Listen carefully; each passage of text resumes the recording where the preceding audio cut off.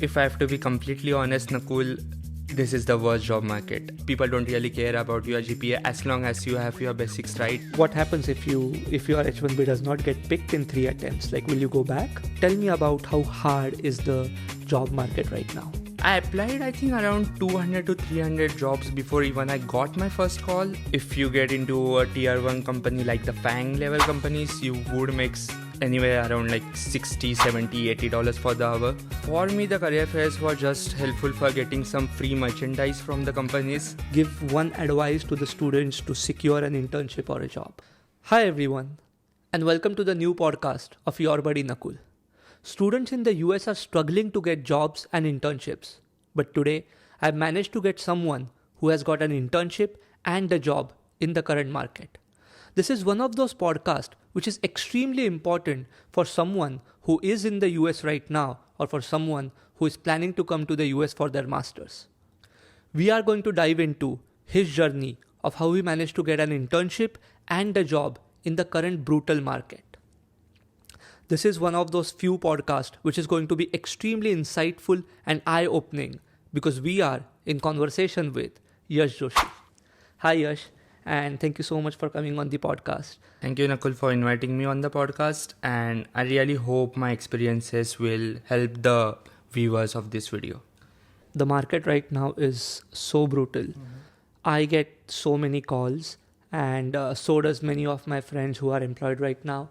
But we all have been in the US for a few years now. But you are someone who came to the US like maybe a couple of years back, if I'm not wrong. So the market has changed completely in terms of jobs and internships. You, if I'm not wrong, you completed your master's from sunny Buffalo? That's right. I did from the State University of New York at the Buffalo campus. When did you finish your master's? So I started my master's around the August of 2022. I did it in 1.5 years, so I graduated in the December of 2023. How did you manage to get an internship? So what I like to hear about is how many applications you did, how tough it was to get an internship, which company did you intern for, and like your complete journey so that the viewers understand how tough it is and maybe what you did differently than the others to get an internship. Absolutely. I would say if I can just describe my journey of getting the internship in one word, I would say resilience. From the first day, the day I entered the US, I had one motive of securing an internship as soon as possible. I tried applying as many jobs as I could. I started applying from the first day. There have been times where I have prioritized applying to jobs more than my studies as well. So I applied, I think, around 200 to 300 jobs before even I got my first call. And I got my call from Well Systems. I gave the interview for them, and fortunately enough, I secured the internship with them. And this all happened way before even my first semester ended. So I think one thing I did different than most of the other peers would be that the consistency. Like, I kept on applying from day one. A lot of people think that for getting a job, the toughest thing is giving the interview. I feel like, especially in the current market, the toughest thing was applying to hundreds of jobs, facing rejections, and yet waking up the next day to do it all over again. And I've seen a lot of people not being consistent with that. So I feel one thing I did surely different than a lot of other people is I just kept on applying even if I faced a lot of rejections. So yeah, I think applying those 300, 400 job interviews, the applications surely helped me secure my first internship.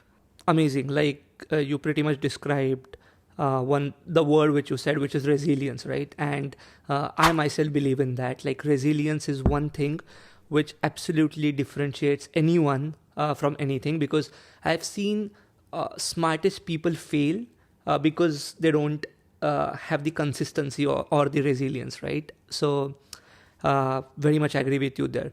One important point which you made, and I want to go into more detail about that, is you said that you prioritize applying to internships more than your studies. And that's something very unique and different, right? Because students come here to do their masters, and so they are very focused on exams and studies and getting that perfect 4 GPA. So how did you manage to separate yourself from uh, the exams and kept on applying, or you always felt that like this GPA is not so important and like getting an internship is more important? Like how, what was going through your mind at that time? Yeah, sure. About the GPA that you mentioned, I think one thing a lot of students need to understand is a 4 GPA is only good enough if you can get a job.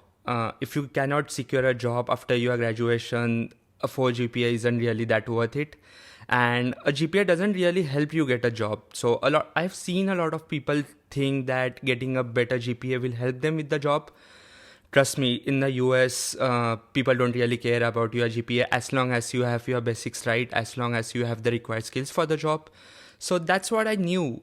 So from the first day I came here, my only intention was to make sure that I go to the university, I improve my skills, and with those skills I can apply to more and more jobs and be qualified for those jobs. So it wasn't about getting the perfect score. It was more about getting the skills for myself, improving myself as a person for those jobs, and applying to jobs. So yeah, that's what I think a lot of students should prioritize. That if of course, if you come here just for maybe research or something, yes, for you maybe academics might have a higher priority. But if ultimately your aim is to secure a job in the US, you have to prioritize getting a job from day one. How about career fairs? A lot of students have this notion. I have myself spoken to many, and they ask me like what career fairs I should attend, or some universities are well known for some good career fairs. So have you been to any career fairs? Did they help? I would also like to understand about your friends. Like, did any of career fairs helped any one of them? For me, the career fairs were just helpful for getting some free merchandise from the companies. That's all I could get from the career fairs. And I think it's not the career fairs or the university at fault. It's just the current situation. It's just the current market. The issue which a lot of international students face is that students come to this career fairs and you can see hundreds of companies attending the career fairs, right? And you are pretty excited for that.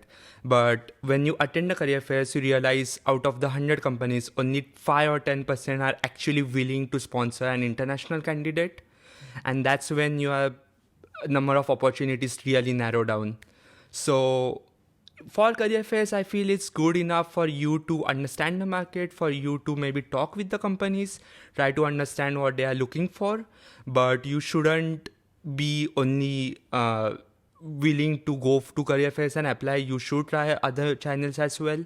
So yeah, career fair I think is, if the luck strikes, you might even get some good company over there, but mostly it's just about just for you to understand the market and to apply afterwards. Got it, got it. In terms of your friends, how many of your friends were successful in getting an internship? Because you got one. Tell me about your friends, your roommates, your acquaintances. How many of them got an internship? I would say not a lot of people got internships during my batch, and that was again, this was like, I think the start of 2023. So for tech industry, right, this was the year of the layoffs. Like you had Google, Amazon, Meta laying off people left and right. I think Amazon laid off like 30,000 people or something. Every company laid off a lot of people. So getting an internship or a job in that market was really tough for everyone. During the end of the second semester, I feel like a lot of people received calls. So that's another thing I want to tell the students out there, that don't lose hopes. Even if you are just near the summer and if you feel like there's just 1 month left for securing an internship, you should still keep on trying. A lot of people actually do get an internship near the summer. But I would say that even if some people got the internship, most of them did not get. I won't say any of them were pretty happy with the internships they received after a certain period of time. I was fortunate enough to get an internship in the skills I really loved, I really enjoyed. But a lot of people had to find internships in jobs or skills which they didn't have a lot of interest in, but they didn't have any other option. And like, were all of these internships, or like whoever got them, were they like paid internships, or were they like unpaid internships? Most of them were paid internships. I think unpaid internships is pretty uncommon in the US, especially for like the top companies.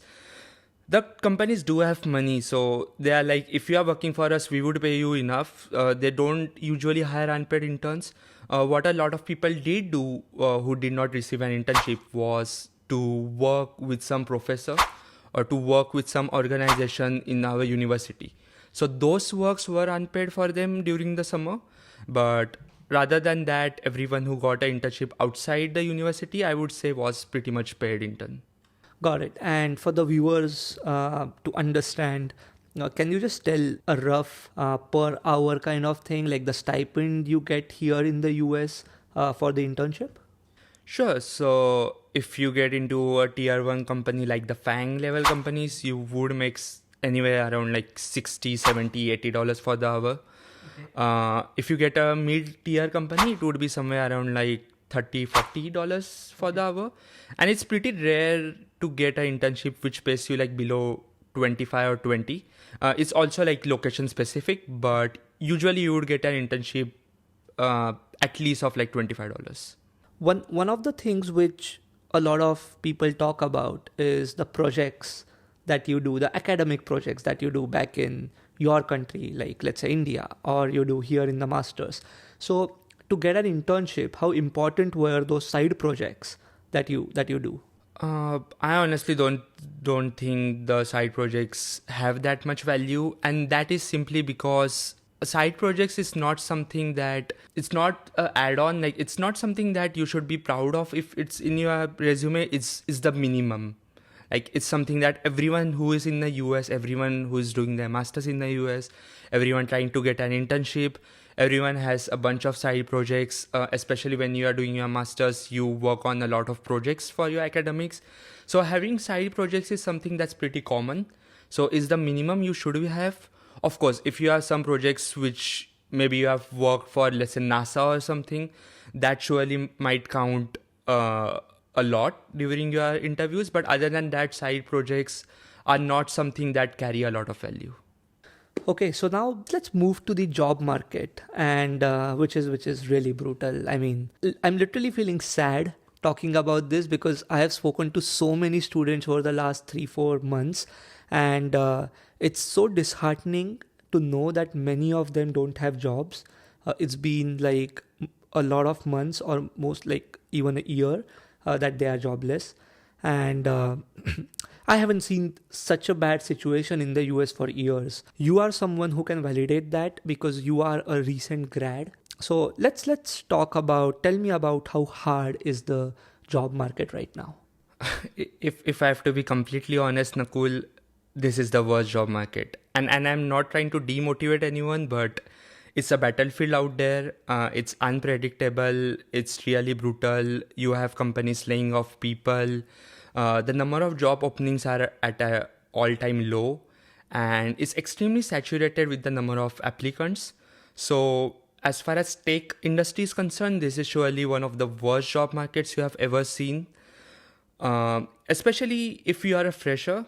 The issue with being a new grad or with someone no experience, right, in this market is you just don't have any job openings for someone with no experience. That's the biggest issue. So if you have some experience, you at least can get some opportunities. But for someone with no experience, all you can do is just keep working on your skills, try to do some kind of side projects which actually have some value, try to contribute to open source Git projects maybe, and just hope for trying to get that one job interview which might be aligned with your skills. So, very important point made. Experience. Let's talk about that, because experience is something which has always been asked, that is it needed, is it necessary before you come here in the US. But I think this is the most important time when experience can make or break your whole like career, or help you in getting a job. Do you think it's important to have some experience back in India, or like whichever country the students come from, before coming here for the masters?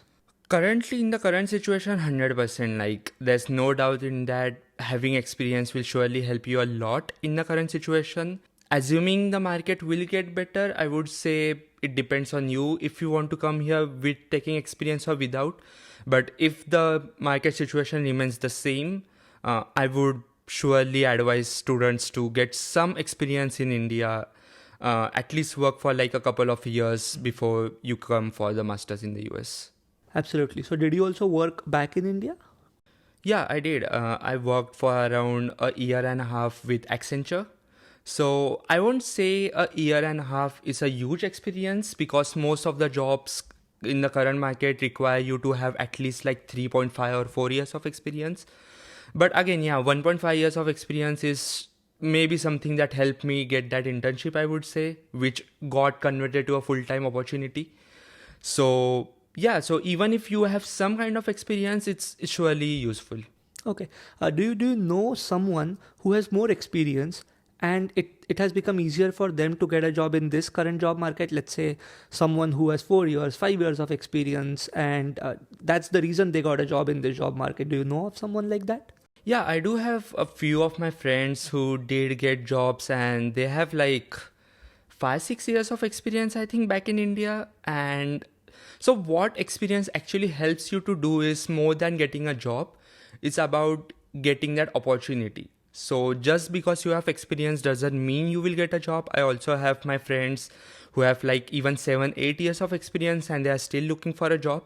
But if you do have experience, you will surely get more calls, you will get more interviews, and then it depends on your skills if you can convert them into your job.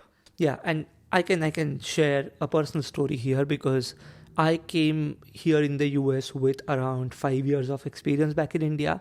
That was never the plan in the first place. Like the plan was to always have like 2 or 3 years of experience and then come here. But due to some reasons, it just got postponed. But um, I was one of the students while doing my masters who kind of had 4 to 5 internship offers and lots of calls.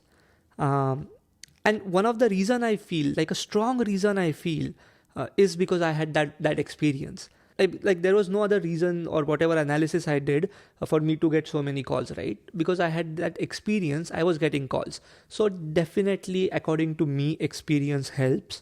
I would say you don't need 5 years of experience, but 2 years at least, maybe 2 to 3 years, and in the current job market, it would definitely help, is what I think. Absolutely, I completely agree with you that, as you said, 5 years maybe it's not something that's necessity, but at least that 2, 3 years of experience will surely help you in the current job market. Yeah, yeah. Uh, Going back to the first question, which is the job market, which is so brutal, I want to understand from you what do you anticipate of the job market in the coming months or years? Do you see it will change? And the question before that would be, why do you think the job market is so bad right now? Will it change? I hope so. It does change. That's what everyone has been hoping for a long time now. So fingers crossed. Uh, yeah, but as I said, this is probably the worst job market. This is the rock bottom. So it's really it's bound to change. It will if it's going to change, it's going to be better from now on. So yeah, hopefully this will change. The reason I think for the current job market, which was your second question, is the AI. I feel like has surely affected a lot of jobs, especially the junior level positions. Is something a lot of companies have started implementing different AI models, which help them to get the same output as a junior level employee. Hence, they do not really want a junior level employee anymore. The second reason has been that during the COVID period, I think a lot of these companies overhired. They hired a lot of employees. That was like the golden period of tech industry. And later they realized that they don't really require so many employees and they just started laying them off. So that's the two reasons. So it's like because of AI, the job openings are at an all-time low.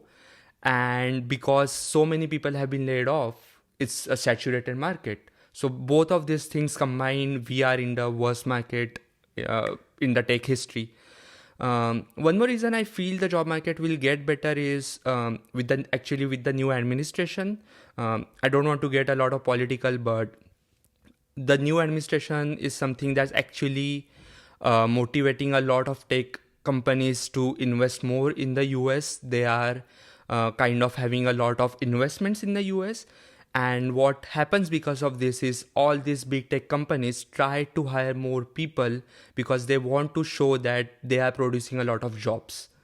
So that indirectly will help to have a lot of jobs out in the market, and that can surely help the job market to get better. Yeah, I mean that's really a great insight. So right now you work for which company? It's Well Systems. I work in downtown Chicago for them. Okay, in Chicago. So just for our viewers, if you could tell what salaries a fresher who has just joined the company in Chicago would make. I again feel just like the internship, that's a lot specific to the different companies. So if you are in a tier 1 company like the FANG level, you can make somewhere around probably the north of 170K US dollars for the year. If it's a mid tier company, you would make somewhere around like 100 to 120K.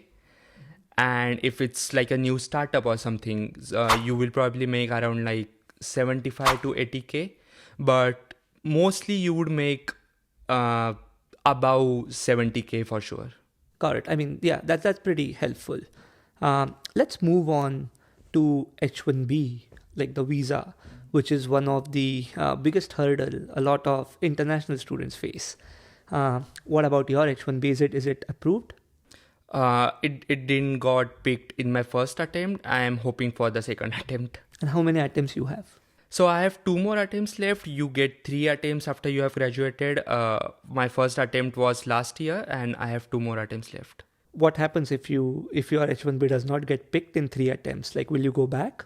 That's a real tough question, I would say. I'd say that depends on the situation. At that point, I still have 2 years for that. I'm hoping it gets picked.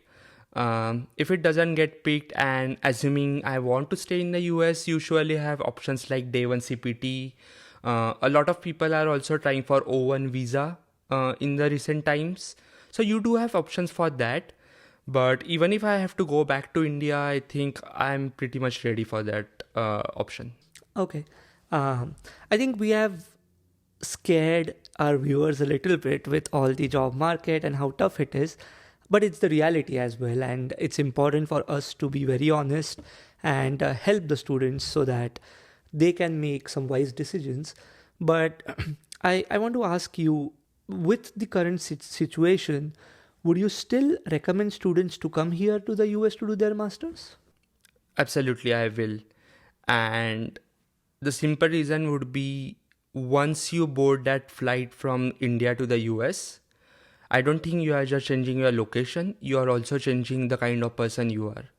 So when I came to the US, I feel like I've been in the US for like just over a couple of years, and I feel I am a completely new person. I feel I am a completely different person. I am a better version of myself.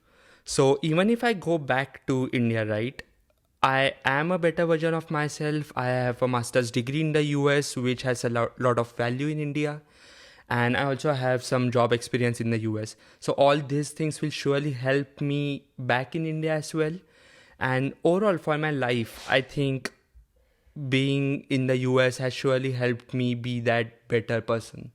Mm-hmm. So I would surely motivate students to come to US, at least to experience that once, and then take the decision whatever suits them. Awesome. I mean, I really like the positivity you have, and I have the same. So even with all the reality which we are talking, I would still urge you to take those risks. And if you have faith and confidence in yourself, you would definitely succeed. So is it right to say that, are you like happy in the US? Like, how is your current state of mind with all the layoffs that happens? Are you happy and satisfied? Like, how do you feel in the US? I feel I'm pretty decently happy in the US. I mean, I do have a job when a lot of my peers are still struggling to get a job. I have a job which I love. I am working on technologies which I have skills in. I am working on technologies which I have interest in. And I love working for my company. The kind of colleagues I have made some great friends with in my company. So yeah, I would say I'm pretty much happy being in the US for sure. Okay. I think with this, what we can do is we can move on to our last section, which is the rapid fire. So the first question is, if you get the same salary as you get here in the US, would you move back to India? I assume by same salary you mean with the power parity, the same salary in India. Again, as I said, it depends on the situation.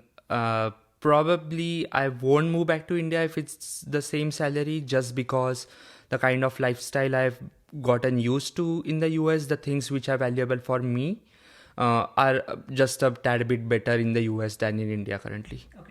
What's that one thing which you feel is so bad in the US as compared to India? I wish they have the MRP. I wish US implements the MRP concept, because whenever you go to buy something, you really don't know what the price is until you cash it, like go to the cashier and like take the receipt. So that's one thing they should surely implement. And the other thing is the services. I mean, I miss the services which I used to get in India, and we kind of take those things for granted in India, but once you come to the US, you really start value those things. So those are the two things for sure.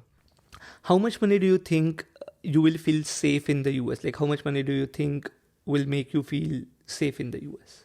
I feel currently I am at a very early stage to answer that question, but I would say maybe $1 million is something that would make you feel secure just to be in the US. Because this is mainly about jobs and internships, give one advice to the students to secure an internship or a job. Just be consistent. That's all I can say. Just be consistent. Don't lose hope. Just apply to as many jobs as you can. Try all the different ways you can get a job. I have struggled a lot through that. I have tried a lot of different ways. I would actually love to even help the students. If you can even put my LinkedIn in the description down below. If anyone wants to connect, I would love to help the students as well. Yeah, it's just like be consistent, just have hopes in yourself, and it's the numbers game at the end of the day. Tell me one mistake that you have seen your friends or other acquaintances made in terms of jobs or internship that you want to tell the future students to, so that they can avoid that mistake. Probably not waiting a lot before you start applying. I see a lot of students waiting till the end of time, just before summers, when they actually wake up and start applying. You have to be early in the game. You have to start applying from the first day. So just be early and just apply as much as you can.